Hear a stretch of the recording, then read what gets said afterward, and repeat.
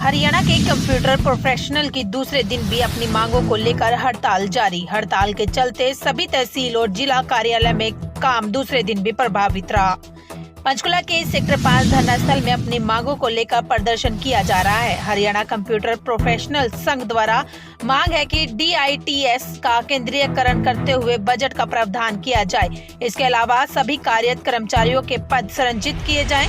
हरियाणा कौशल रोजगार निगम में भेजे गए सभी कर्मचारियों को वापस DITS सोसाइटी में शामिल किया जाए। इसके अलावा कैटेगरी पद अनुसार समान काम समान वेतन DITS में कार्यरत कर्मचारियों को 58 वर्ष तक सेवा सुरक्षा प्रदान की जाए।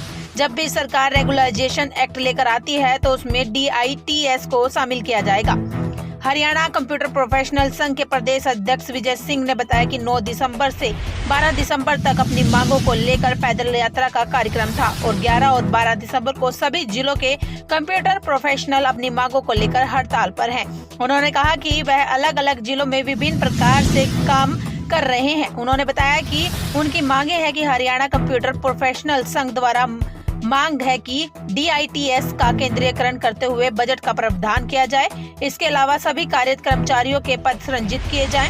हरियाणा कौशल रोजगार निगम में भेजे गए सभी कर्मचारी को वापस DITS सोसाइटी में शामिल किया जाए। इसके अलावा कैटेगरी पद अनुसार समान काम समान वेतन DITS में कार्यरत कर्मचारियों को 58 वर्ष तक सेवा सुरक्षा प्रदान की जाए। जब भी सरकार रेगुलराइजेशन एक्ट लेकर आती है उसमें DITS को शामिल किया जाए। मैं विजय सिंह प्रदेशाध्यक्ष हरियाणा कंप्यूटर प्रोफेशनल। कब से आप प्रोटेस्ट कर रहे हैं, क्या क्या डिमांड है आप लोगों की, कब से चली है? सर हम 9 तारीख से लेकर के और 12 तारीख का हमारा पैदल यात्रा का प्रोग्राम था। हमारी जो मांगे हैं उनको लेकर के हमारी सबसे पहली मांग है जो हमारे DITS है पूरे प्रदेश में जो IT सोसाइटी है उसका सेंट्रलाइजेशन किया, क्योंकि हम अलग अलग जिलों में अलग अलग तरीके से काम कर रहे हैं, सैलरी अलग अलग तरीके से दे रहे हैं।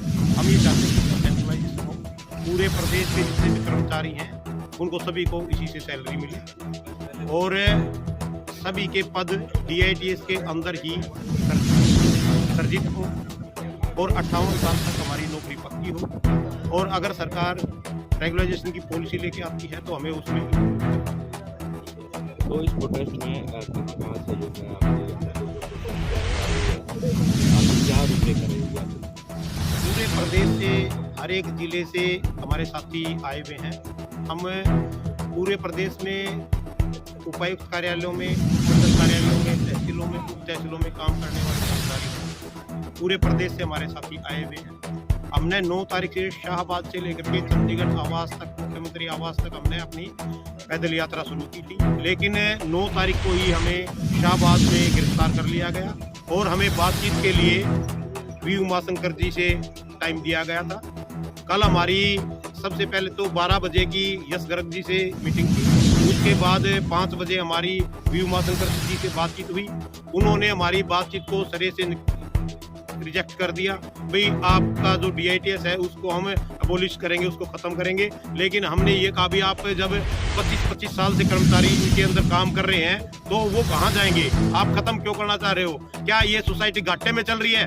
हमने उनको साफ शब्दों में कह दिया मका जी पूरे प्रदेश में ना तो हम सरकार से कोई पैसा मांग रहे, जो हमारी कलेक्शन है हम उसी से अपनी सैलरी ले रहे हैं। हम सिर्फ ये चाहते हैं कि हमारा सेंट्रलाइजेशन हो जाए, जो हमारे जिलों में सैलरी की दिक्कत आ रही है वो खत्म हो जाए। हम सरकार से और कोई मांग नहीं कर रहे। हमारी 2 दिन से आप हड़ताल पे, कल भी हड़ताल पे, तो आगे क्या हड़ताल जारी रहेगी? सर पूरे प्रदेश में 11 और 12 की बिल्कुल बंद है। आम जनता परेशान हो रही है। हम आपके माध्यम से जनता से माफी चाहेंगे, हमारी वजह से आम जनता को परेशानी उठानी पड़ रही है, लेकिन अभी तक हमारा कोई ऐसा फैसला नहीं है कि भाई हम इसको लंबी खींचेंगे। हम आम जनता को परेशान नहीं करना चाहते, लेकिन आज शाम को हम ज्ञापन सौंपेंगे, उसके बाद हमारी प्रदेश की कार्यकारिणी बैठेगी, जिलों की कार्यकारिणी हम बिठाएंगे, उसके बाद फैसला करेंगे अभी हमें आगे क्या करना है।